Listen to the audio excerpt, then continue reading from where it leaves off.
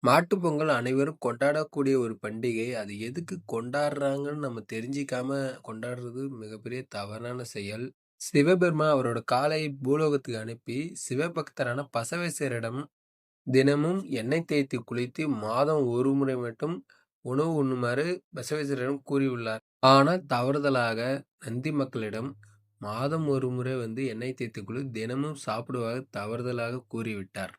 இதனால் சிவன் நந்தியை சபிக்கிறார். பூமியில் பயிர்களின் பற்றாக்குறை மிகவும் அதிகமாக உள்ளதனால், எப்பவும் வயலில் இருக்க விவசாயிகளுக்கு பூமியில் போய் நீ உதவ வேண்டும் என்று கூறியுள்ளார்.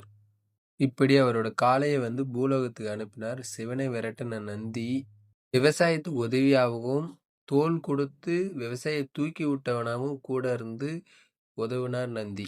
தொழுவத்தில் தோழனாகவும், பால் கொடுக்கும் பசுவாகவும், நிலத்தில் உழுவை கலப்பை தோளில் சுமக்கும் தோழனாகவும் கூட இருந்து, ஜல்லிக்கட்டில் சீறி பாய்ந்து துள்ளி விளையாடும் இந்த காளைகளுக்கு நன்றி செலுத்துவதை இது ஒரு மாட்டுப் பொங்கலாக கூறுகிறார்கள்.